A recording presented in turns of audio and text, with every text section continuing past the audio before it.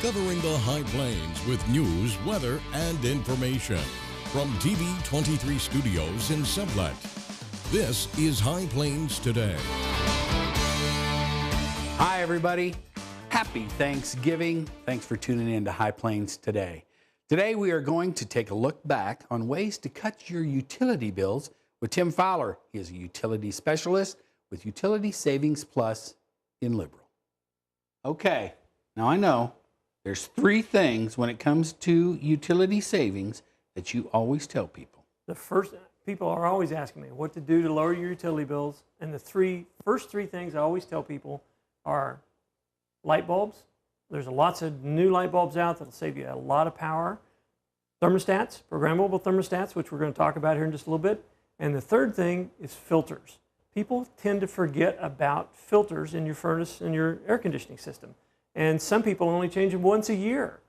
Well, I changed mine twice a year, and I didn't realize you brought some facts and figures from the Department of Energy that, I mean, if you only change your furnace filter once a year, you're costing, and these are averages, mind you, for average homes, so yours could be less, yours could be more.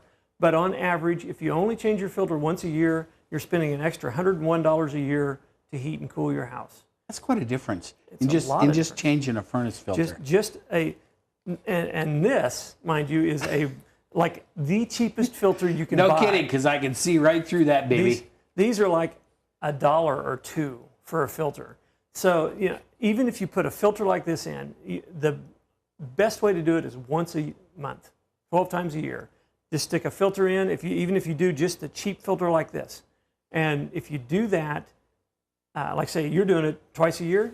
And I thought I was doing pretty good doing it twice a year. If you change your filter, if you're changing your filter twice a year, that will. If you go to 4 times a year, you would save $67 a year.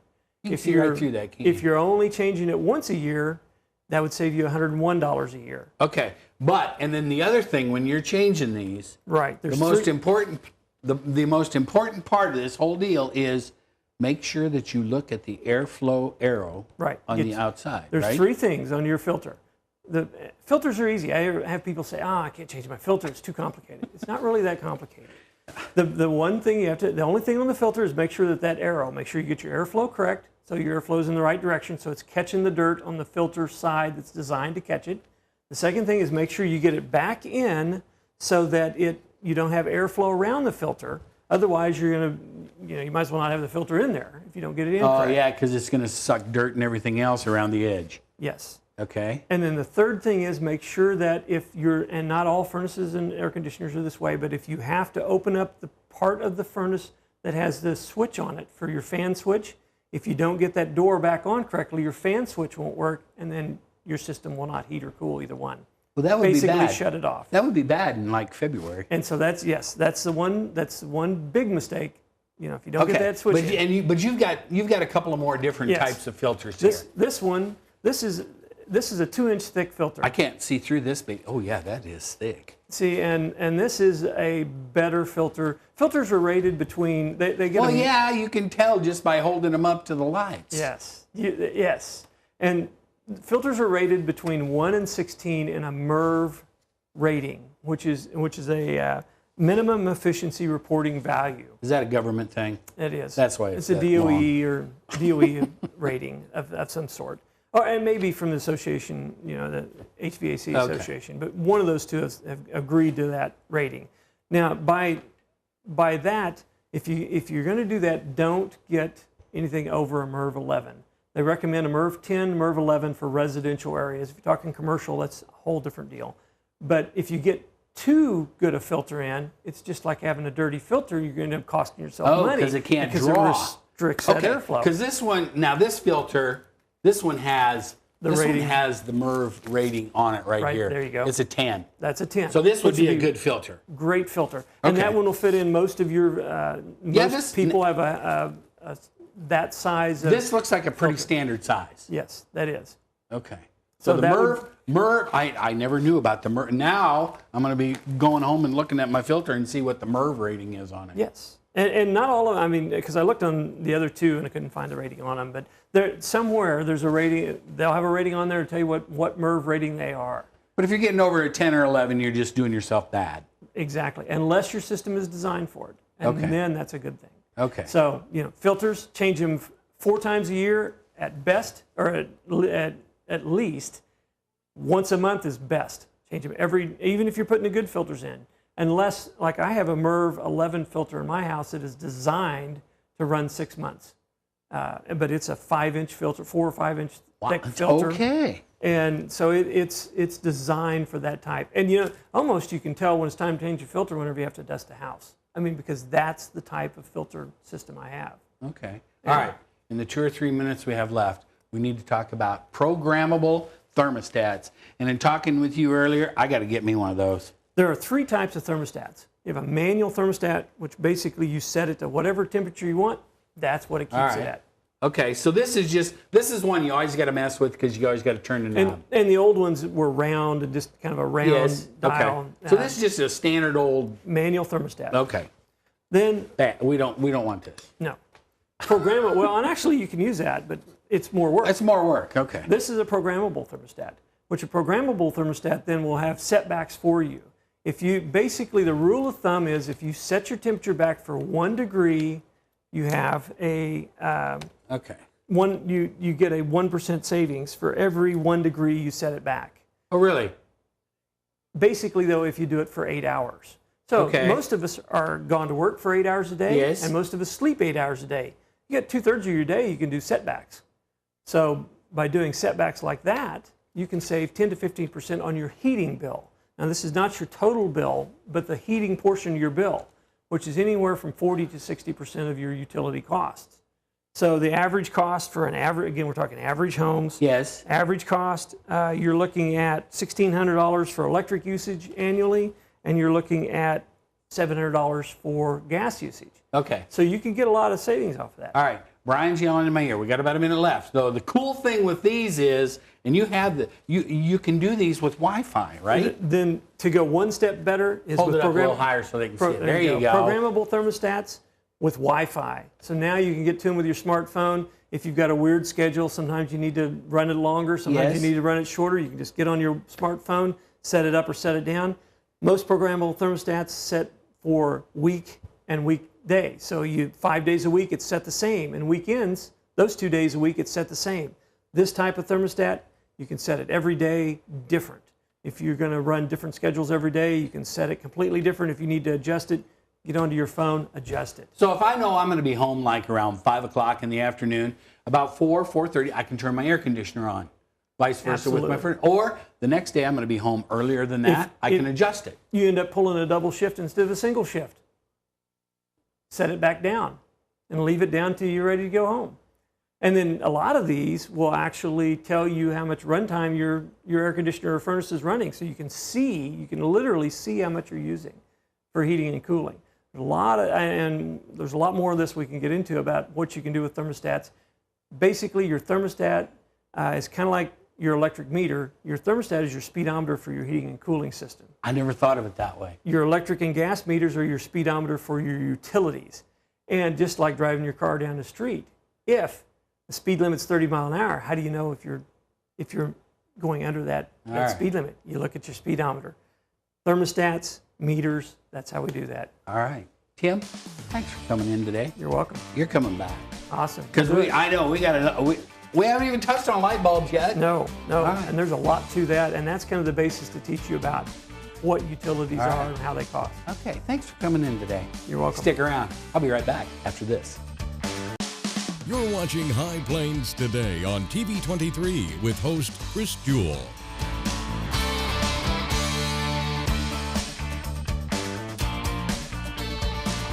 TV23's internet service and 4G live streaming provided by United Wireless. Coverage you deserve. Service you expect. United Wireless. And welcome back.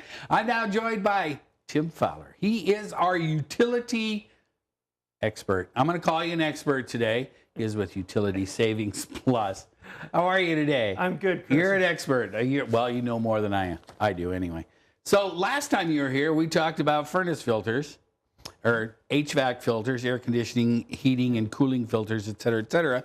You know, and the other day I was going on and I going, you know, in a week or two, I got to clean my filter, because you should do it once a month or change it once a month. Yes. See? So I save you $100 a year. Yeah, you're getting after me. Yeah. All right. So today we're going to talk about programmable thermostats. And the one thing I didn't realize is for each degree that you turn your thermostat up or down, depending on the season, you can save 1% on your utility bill. That's for over an 8-hour period.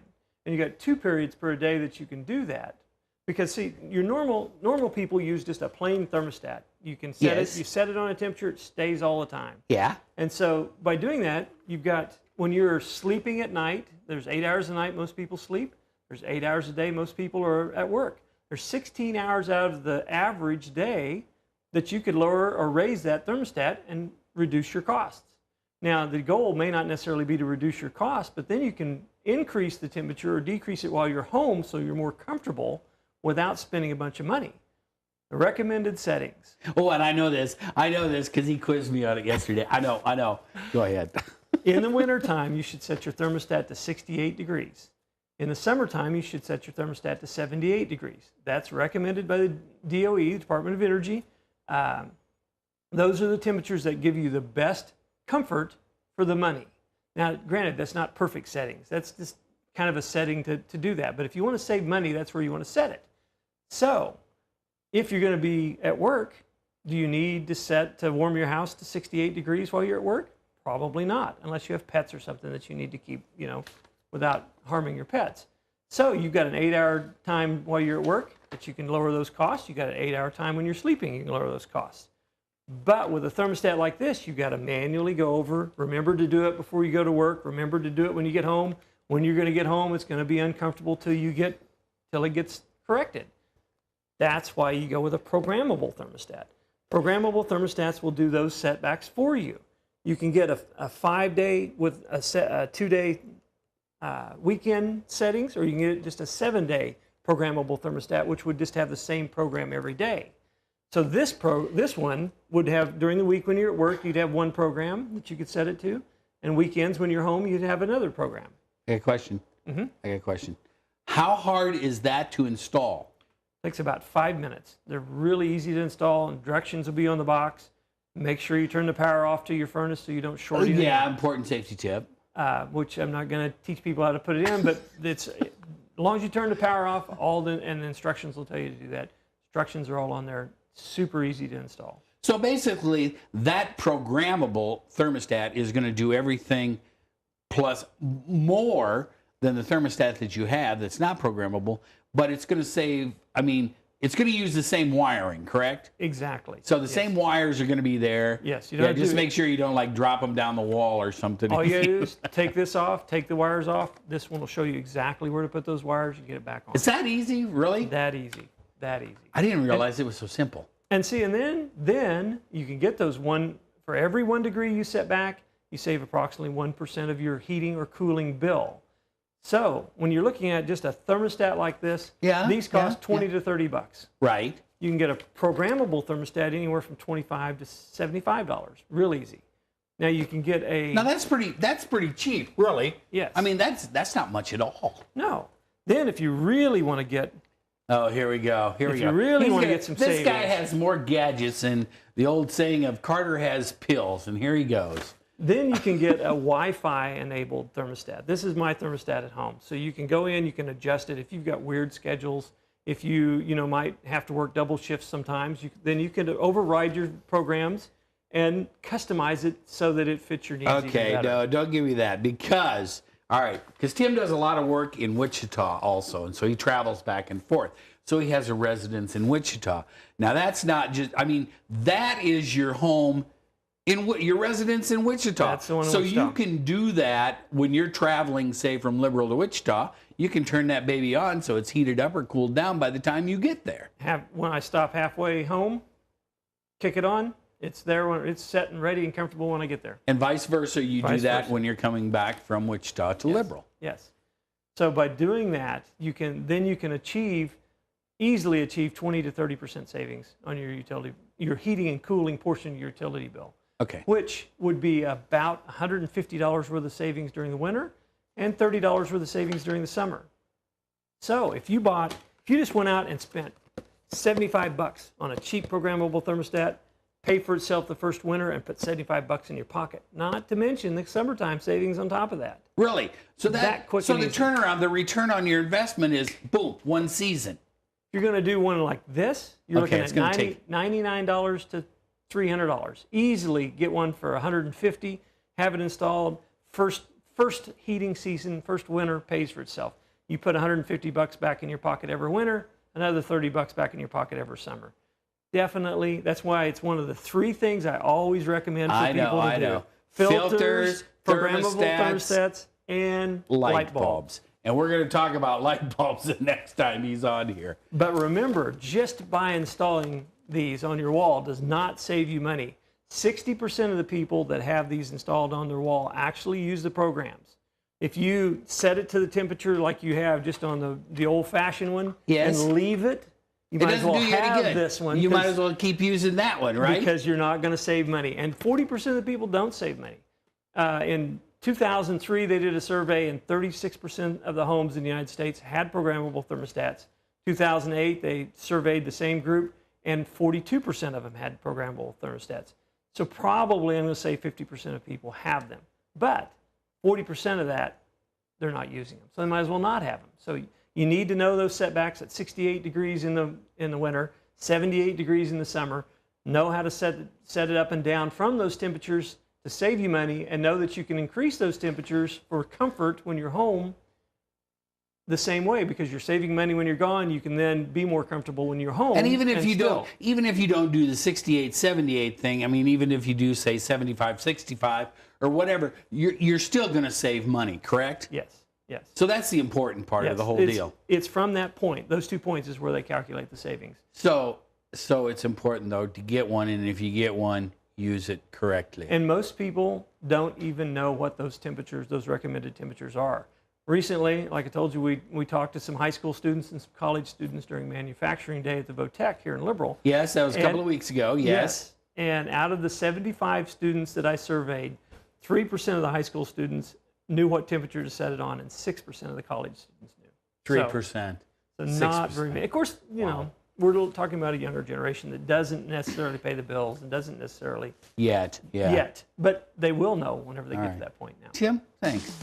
I can't wait to learn about light bulbs. Now I'm going to have to go out and buy a programmable thermostat, and then when I screw it up, I'm calling you. Hey, it's easy to install. We can fix it. All right. Thanks, Tim. You're welcome. All right, stick around. I'll be back with some more right after this. I'm joined by Tim Fowler, Utility Savings Plus. He is back.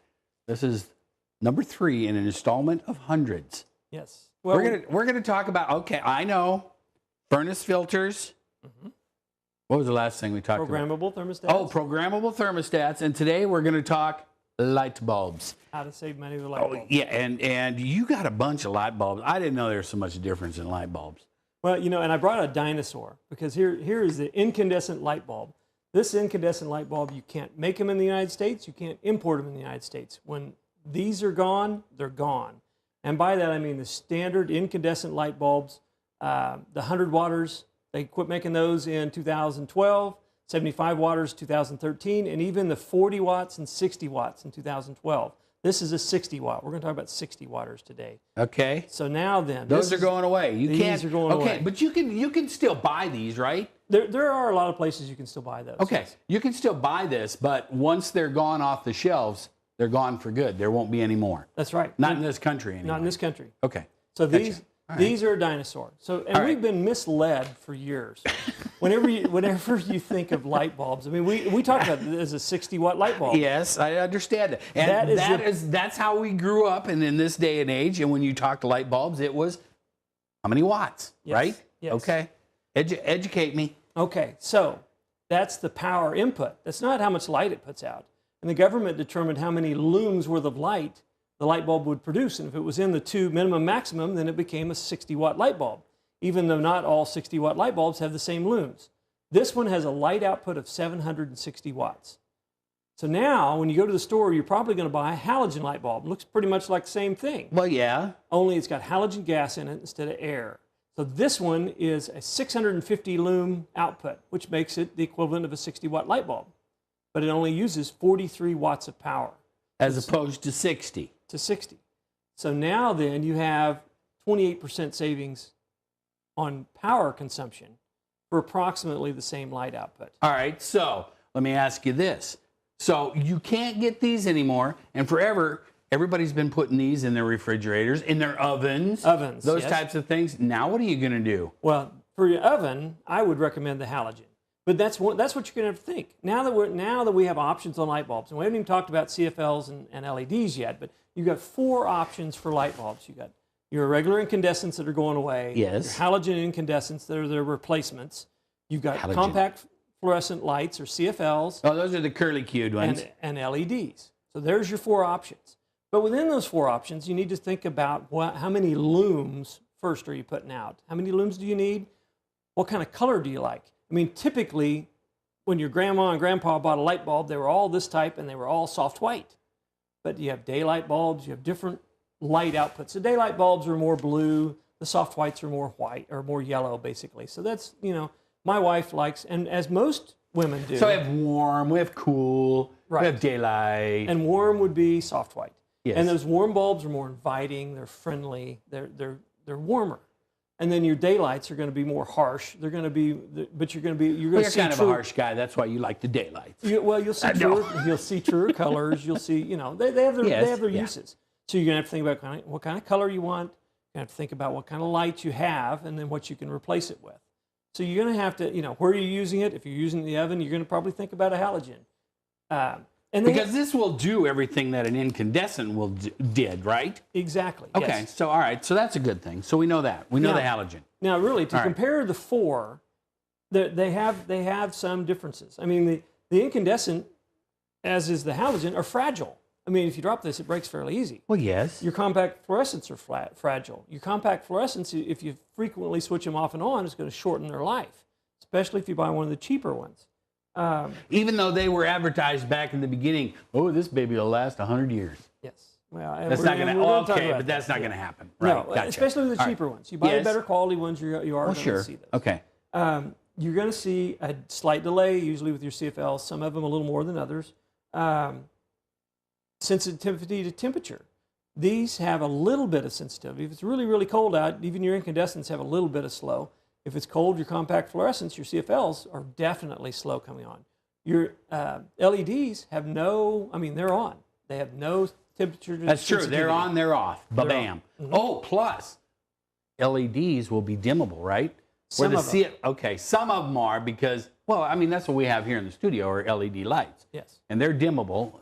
The halogen will be dimmable. Yes. The CFLs, not so much. Well, again, you got to buy them dimmable. You're going to have to start reading your boxes. Oh, man. This one is a 60-watt LED. This is a GE, which is a good quality. 800 looms. So this makes it a 60-watt. Okay, dimmable. That's true, okay. Right up here. It'll say dimmable on it. Right, and right up on the top, extra soft white. I don't know what extra soft white is, but Well, it's that's a soft very white. inviting. So anyway, those But are the things you're going to look for. Okay, so don't a lot of these, though, they will tell you that, all right, okay, on this one it says it's a replacement for a 60-watt right on it. So so they're helping educate us a little bit then. And it's got a 10.5-watt consumption.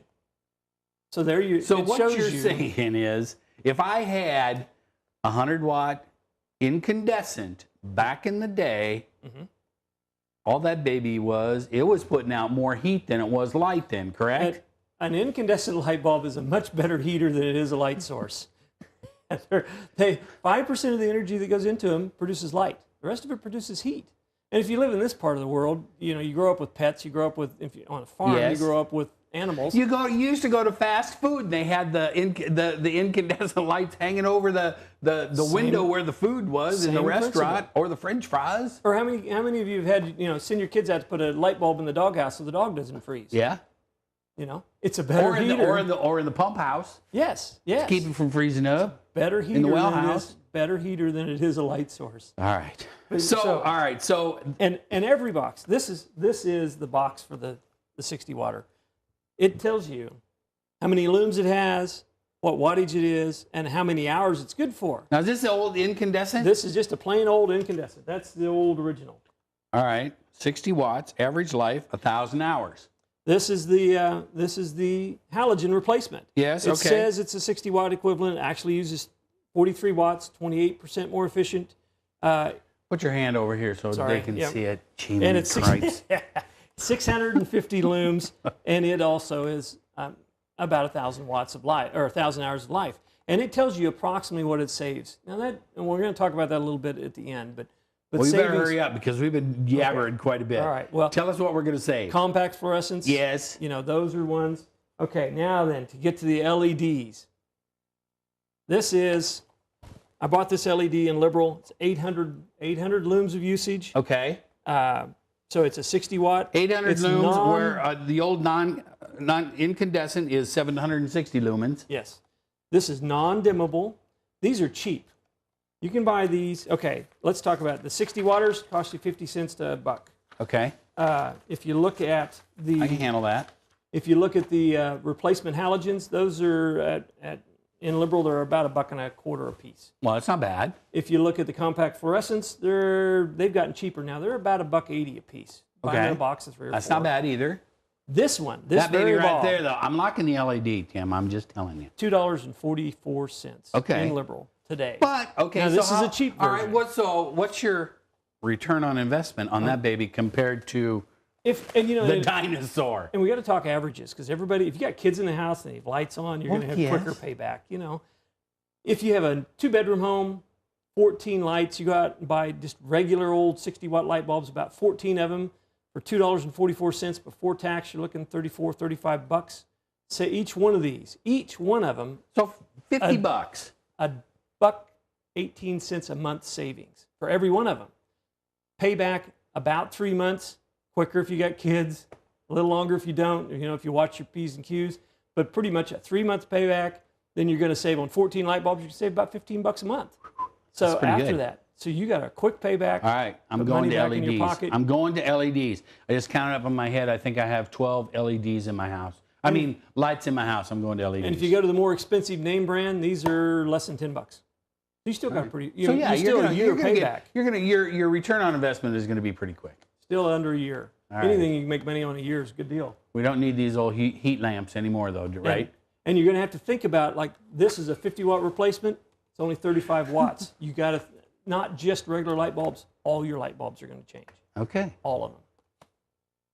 Thanks for joining us on this Thanksgiving Day right here on High Plains Today on TV23. We sincerely hope your Thanksgiving Day is a great one. Now, join us tomorrow when we will be joined by Congressman Tim Huliskamp. Keep up to date with the latest information from TV23 on our Facebook page, KDGL TV.